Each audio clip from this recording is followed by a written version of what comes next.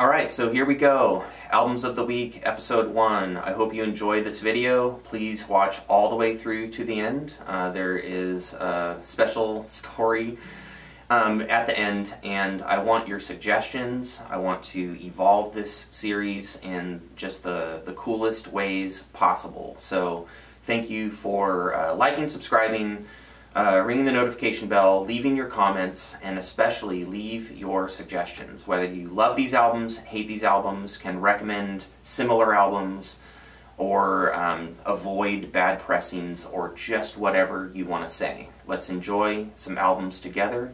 Here we go.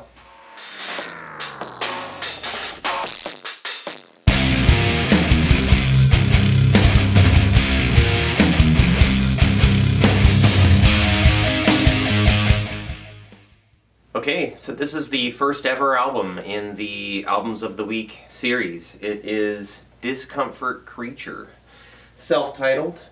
They are a Denver group, and I know Ian O'Doherty, who does bass and backing vocals on this album.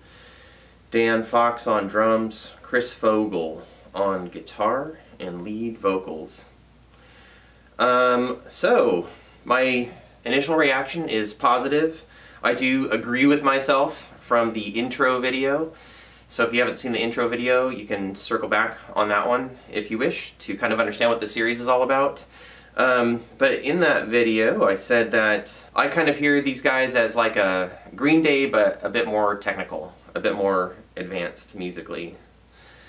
And I stand by that, but I also hear a little bit of like new wave influence in some of the guitar tones, or maybe rockabilly influence, and even a little tiny taste of thrash every now and then, which makes me want to go listen to Ian O'Doherty's record called Tauntaun, which was more of a thrash project.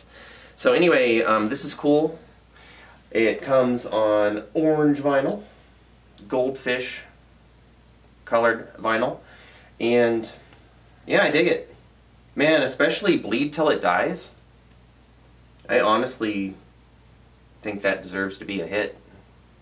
I do. Hopefully it's at least in some really cool playlists. So hey, if you like what I do, don't forget to like, subscribe, ring the notification bell, and thank you for all your support. And check out Discomfort Creature on Bandcamp. And definitely grab this record. I totally recommend it. Alright, the best of Dolly Parton, RCA. Apparently there is a volume 2 of this album, and I seem to have volume 1. Tracks with which I were already familiar would be Jolene and I Will Always Love You. The surprise, like standout track for me on this one would be Coat of Many Colors. It tells a story, as do several of these songs, and the twist in the story is delivered in a very, in a way that caught me powerfully. So for Jolene, I Will Always Love You, and Coat of Many Colors, I could definitely recommend these songs. My particular copy of this album is fairly noisy. Like it may have gotten quite a few plays by a worn-out stylus or something. If I happen to see it again in the wild and the vinyl looks good, I'll probably, chance trying to find the best sounding copy of this that I can. These are cool songs. Even though I'm unfamiliar with a majority of the songs, at least I was going in, this feels like childhood. I definitely caught some Dolly Parton growing up. Maybe more How She Looks than her particular songs, but definitely I would have heard some country radio, and my dad would have had some country music. I would be more familiar with like Kenny Rogers, okay? And importantly, my copy of this comes with poster included, and here it is. Dolly Parton. I feel like I would be remiss if I didn't share this with you. So anyway, cool record. They told me that the classics never got a style, but they do. They do. Somehow, baby, I never thought that we do too. So, Refused, The Shape of Punk to Come. subtitled A Chimerical Bombination in 12 Bursts. This is quite a record. This is quite a record. From punk rock to funk rock. And many more genres explored. Trance, electronic, new wave, jazz, experimental, alt-rock, spoken word, field recordings, skits. Wow. Hardcore, punk, funk rock. I hear Sublime on this record. I hear Red Hot Chili Peppers, Soundgarden, Rage Against the Machine, and of course, you know, classic punk. In terms of complexity, I would say this is a very experimental and genre-bending record, and it can be at times extremely simple, and then at times quite technical. And so I think there's a lot of ability here musically, given that we have, like, you know, very heavy experimental and sometimes even jazzy music. Like, there's a lot of talent and skill here.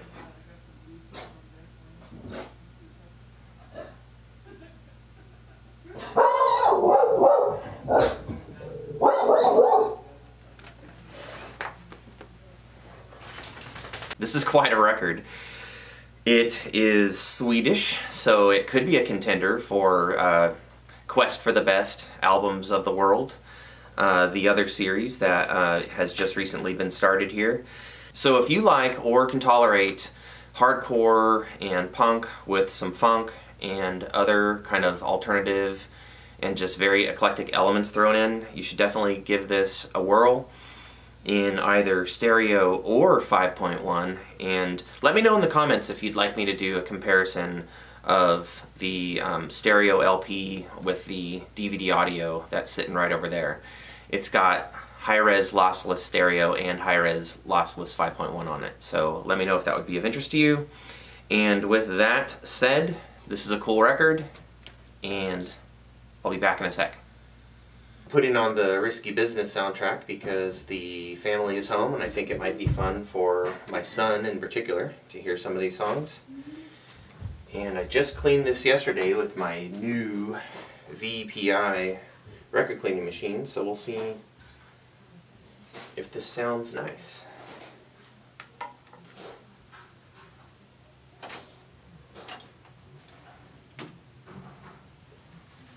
And I'll report back.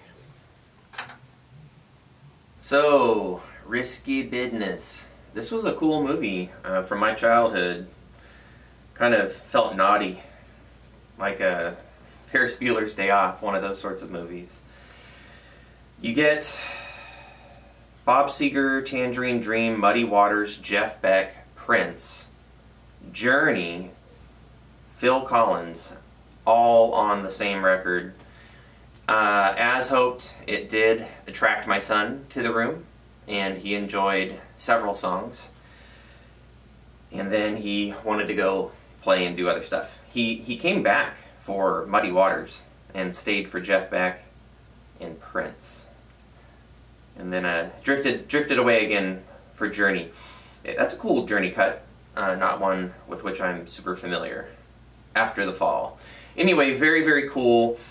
The record sounded nice and clean. There was an occasional click, and that may just be due to wear, some kind of scratch perhaps, but I didn't hear anything that resembled like being dirty to me. So cool. The record cleaning machine may have done a great job. I will keep assessing that situation. Very cool record. I had a great time listening to this. I particularly loved the Tangerine Dream tunes. I think that just evokes like pure 80s movie soundtrack magic goodness to me. So anyway, I love soundtrack LPs, and this is going to be a valued member of my small collection. So here's a record that I have labeled Noisy Crackles, and yesterday I put it through my VPI record cleaning machine. This is Kraftwerk Tour de France made in England. It's a 45 RPM 12-inch single. It has one version of the song on side A and a remix on side B. It's a very cool record. I hope it sounds better now. Just listening for surface noise to see if it compares favorably to my last listening session before cleaning. And I'm just messing with you.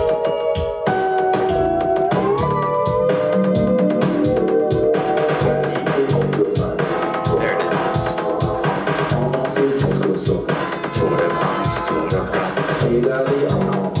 So still a little bit of surface noise, but I don't think it justifies this bright pink noisy crackles post-it anymore. It could be that some crackling that I hear occasionally is due to static, I've been told. So I'm going to do some research on how to lower static on my records even more than I do. Maybe one of those anti-static guns or something like that. Anyway, this is a very cool record. It really bumps, particularly the remix. So, you know, particularly side B. So if you like Kraftwerk, this is cool. It's not one of their albums. It's, you know, just a 45 RPM single. But in my opinion, if you just want, you know, maybe 10 to 15 minutes of Kraftwerk, this is it's a nice start to my day. A little bit quieter record now, though not perfect, but at least you get to see Dolly again. I just invested in a Milty anti-static gun and some Korg record player mats. So I want to see if I can reduce static and get some even quieter records going. Next up, Elvis Costello, this year's model. I have to say this is my first full listen to an Elvis Costello record. I like what I hear. In my experience, like, he has a bit of a legendary status. Not sure what I was expecting, so, you know, pop rock is not an unfair category, I believe. I like this.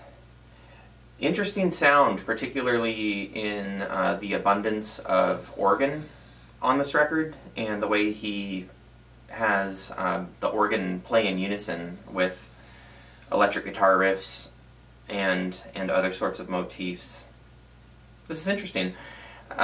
You don't find a song listing anywhere in the album artwork except for on the record label, so I had to closely scrutinize the label to tell you my favorite track is I Don't Want to Go to Chelsea on side 2. It starts out with like this wicked drum fill and then settles into a really good groove, and I really like the melody, so I think that one will keep me coming back.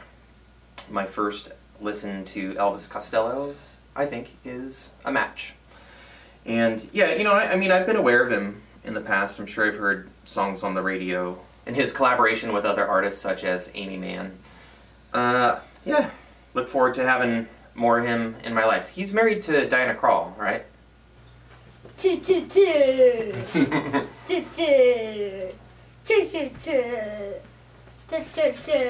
Hilarious. So I'm here with my son, and we just listened to Neil Diamond's Serenade in quadraphonic. And Robot... Hey, okay, that's enough. And the chicken is bonks a lot. Robot Chicken was here, and our dog Delilah Jane is here, so alright. See this gold and red label? That's how you can recognize quadraphonic SQ recording in the wild. And yeah, a little bit of an odd quad mix to my ears. I would really like to hear a discrete source of this. This is my first full Neil Diamond record, and I have to say I'm a fan. The first side is almost like mesmerizing, very beautiful, a lot of... yes, that is really true. Ronan, they can't see you. You're down below the camera. And things pick up on side B with an up-tempo Longfellow Serenade, and man, the kick drum of Reggae Strut can give a T808 a run for its money. It is just thundering. So it's very cool for me to experience my first complete Neil Diamond record. I really love that I could decode the SQ Quadraphonic. It is a little bit of an odd quad mix. I'd like to hear other people's opinions of the quad mix, and then, like I said, to hear a discrete rendering of it. Michael Dutton, if you're listening, I would love to see this come out on Dutton Vocalion. So anyway, that's enough for now. This has been Neil Diamond, Serenade. Alright, son. Thank you for giving me a couple of moments of quiet. Play by Dave Grohl. I remember seeing this video several years ago, and I was so impressed by this musical feat. Grohl has composed a song on which he plays all the parts, and he rehearsed the song so minutely that he actually starts the tape rolling. He plays the first part on, say, the drums, and then he sprints to the next instrument, does that overdub while the drums are looping, and then everything that he records ends up joining the loop, and when he's all done, he has laid down like the entire arrangement. So I'm excited to crack this thing open, see what the artwork is like, and listen to the vinyl record, and I'll be back. So let's blast through the features of this LP, because there are some very cool ones, and then I'll get on with my day, and you'll be on to the next record. Alright, first of all, the record itself, very quiet, and I thought it was very interesting since it's just a 23-minute composition that you get some wicked cool etching on the back. You actually get illustrations of all of the musical stations that he went through. I think a dozen stations. Drums, bass, keys, guitars, percussion. So anyway, very nice. I like the record. It's nice and heavy. It's 180 grams. And then I appreciate the fact that it shipped in an anti-static sleeve. It is colored black, so it kind of blends in with the art of the LP. And then I don't have to use one of my own purchased protective sleeves. And so I do greatly appreciate that. I really don't like when records are packaged in paper anymore. I really think, 2023 we should be beyond that. And then you get a sheet showing the microphone inputs from the studio. So as a learning and aspiring mixing engineer, I always appreciate this sort of thing. And then the sleeve. This is very cool. Alright, so you get, I think, a collage of Dave on the front. You get a drum picture of him in the studio on the back. And then, I don't own any other LPs like this. It opens in this like double triangle. It's like a single gatefold split triangle type of thing. I've never seen anything of the kind. Very cool. And you get, again, a studio diagram from above. You get to see all the stations that he went through. Drums, drums, drums, then guitar 1, bass, bass 2, then guitar 2, guitar 3, 9th, EBow start and switch to acoustic, 10th, percussion, and 11th, keys. Like, this was very ambitious, and the track, in my opinion, is very cool. I believe you can check it out right here on YouTube, and if you love it, I definitely recommend picking this up. I'm super glad I have this. I have some foos on CD, concert DVD, and DVD audio, so I'm happy to have some more of Dave's work. I am a fan. Recently listened to the audiobook version of his autobiography, Storyteller, and I highly recommend that. And something about what he wrote in there, I don't think he mentions this recording per se, but something that he wrote in there just reminded me that how interested I was in this, and I was happy to see that it was pressed to LP, and I'm very happy with this acquisition. Little Chicago 17 while I work. I'm not expecting to like this all that much, but we'll see. Chicago 17 has mostly not aged well. the two hits stand up pretty well. But there's lots of goofy, just kind of hokey stuff on here. 80s schlock. That really I'm not a fan of. This is from the era when David Foster hijacked the band.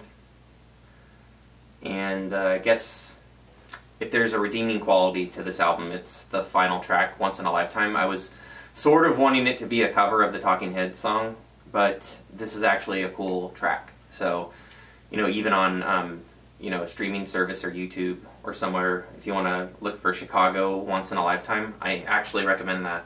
Just, I don't recommend this as an album. It's not a good album. Hey, so the kiddos at Grandma's. So, what do the missus and I do with an evening alone together? Listen to They Might Be Giants, of course. This is a favorite record of ours from when we were first getting to know each other. We found out about They Might Be Giants through the album Flood, and then loved it so much that began exploring albums, you know, after and before it. So we love They Might Be Giants. We're seeing them in a couple of months, and tonight we actually are gonna go through this album and another very special They Might Be Giants album right after it. Alright, so yeah, I know, we're geeks. Alright, so Apollo 18, very cool. This pressing comes with colored vinyl, and this is black and white, and it's an image of some nebula or other, and looks very cool. So in keeping with the kind of spacey imagery of the front cover, the epic squid whale battle in the middle of space with like the little lunar lander right there sailing by. Anyway, Apollo 18, iconic for me. Oh goodness gracious. She's actual size, I palindromi, mammal, spider, the guitar, dinner bell. Oh my goodness. Which describes how you're feeling. See the constellation, turn around, and of course fingertips, where you get like something like 24 song ideas in just a couple of minutes. And these fragments will get in your head and like never leave. I haven't heard Fingertips in quite a few years, and I still knew every single next one. So very cool. And so now it's time to forge ahead with a very special record from my collection. It has to do with They Might Be Giants right after this album, but it's not quite the next album. So I'm gonna leave you hanging in suspense, and I'll just be back to tell you about it. So we're wrapping up our night here with a rather special They Might Be Giants record. This is John Henry Demos, and if I recall correctly, John Henry is They Might Be Giants' 5th album. It is their first album with a full band, meaning a bass player, drummer, a horn section, and I believe they had an additional guitar player. Now the two Johns play guitar themselves, as well as accordion and tuba and field drum and like some other miscellaneous stuff. But they now had a band in support, whereas their first 4 records they created with drum machines and really did almost everything themselves.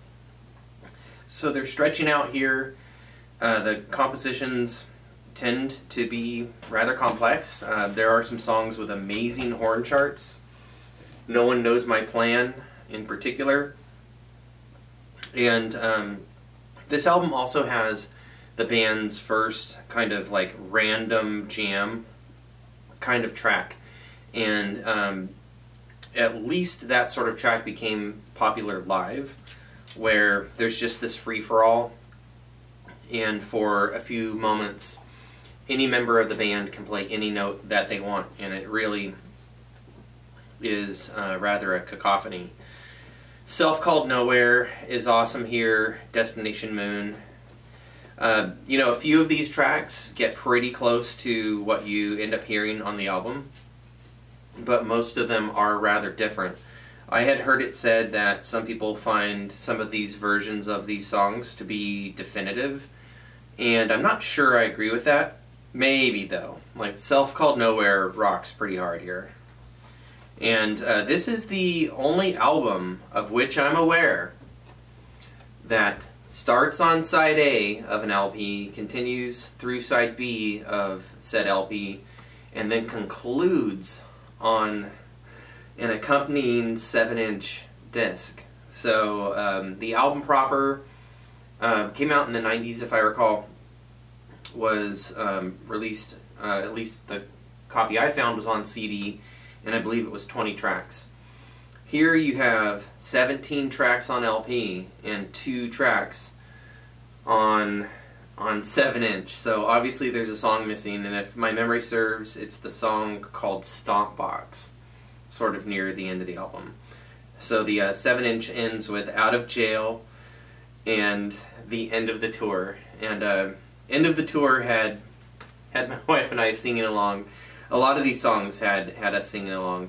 This is directly in the sweet spot of classic They Might Be Giants for me. We were also commenting how, like, a companion album to John Henry is Factory Showroom. I'm not sure if They Might Be Giants ever put it out on LP. I am now quite intrigued to find out. Factory Showroom, then Severe Tire Damage with Dr. Worm and all that. That's sort of like the end of the ultra classic period for me. Although there's plenty of amazing stuff afterwards. And you know, I've rambled on longer than my 1 to 2 minute allotment, so I'm going to say good morning, happy Sunday. This week's albums will conclude with G-Love, Fixin' to Die. All good things must come to an end, and I need to stitch this video together and you know, do whatever editing I have to and get it uploaded. It's Sunday, and I promised. So anyway, I'm spinning this one for my homie Angela. She recently turned me on to a rather cool cover of 50 Ways to Leave Your Lover. G-Love. I have a special G-Love story for you when we return. So G-Love, Fixin' to Die. How would I characterize this record? It is very folky, but it also has modern elements that to my ears kind of evoke the genre of hip-hop sometimes. So you combine folk and hip-hop, what do you get? Folk-hop. So it's a folk-hop record. It was a nice way to end this week and begin Sunday. It's mostly got a feel-good vibe, and it's a little bit mellow. And thematically, I think this ranges from just a recognition of mortality and to be prepared for that. You know, maybe in a spiritual sense, I get a spirituality off this record, you know, to be kind and to have a good impact on this world and to be ready when your time comes to leave it. There are also songs about enjoying life while it does last, and songs about solving some minor issues that may crop up along the way. Paul Simon's 50 Ways to Leave Your Lover was written quite a long time ago. I'm sure there are more than 50 ways now, you know, with the emergence of technology like smartphones. So anyway, and also if an episode from The Black Mirror comes true, there would be even one more additional way to leave your lover. Their form of blocking, it's like really creepy. Season 1, episode 4 maybe? Go check that out. Anyway, this is a very cool record. Mostly original compositions, though one of the producers and another collaborator get writing credits on a couple of songs. And then there are covers from Blind Willie McTell, Paul Simon, as already mentioned, and Lou Reed. And I would dare say that this rendition of Pale Blue Eyes sounds way, way better than Lou Reed can do. Not to cut him down, but he definitely has kind of a lo-fi style, in my opinion, and this sounds really nice. So anyway, this was a great way to finish up the week in albums. I hope you end up enjoying this video. Please don't forget to like, subscribe, click the notification icon, leave comments. You know, it's said that people who share good music with you are important. So congratulations, Angela. You're important to me. I appreciate that you shared a cut off this record and that this has turned out to be a marvelous record. Like, this will end up being a favorite and will stay in rotation. And, you know, in the same way, all of you are important to me when you leave comments. I've gotten lots of great suggestions on my Albums from Around the World series, and I'll be trying to make some headway with that series. And I have a feeling that I'm going to get some great suggestions off of your comments, whether you love the albums that I listened to this week, or they remind you of other albums that you love, whether you hate albums I listened to this week or in subsequent weeks. It all helps build a sense of musical community and for all of our tastes to evolve. I think that's why I'm here. Community, and to enjoy music to the fullest and enjoy others along the journey. So that's enough for this week. I'll see you soon. Oh, the G-Love story. So, a long time ago, I was record shopping in Berkeley, California, and there was a street performer, just an acoustic guitar, a harmonica, and vocal, pounding out some tunes. I was distracted. I wasn't really interested in discovering a street artist at the time, but I suppose the music was cool enough, and this individual handed me a 4-track EP called The Hustle, and it turns out that that was G-Love himself, and sort of a rare EP. I can't find where I've placed it at the moment, but I'm sure it's still around. He ended up also creating an album called The Hustle, but this was an earlier attempt, and so it's just cool that in hindsight I've met G-Love, though it was actually a G-Love fan who pointed that out to me. I had no idea who that was.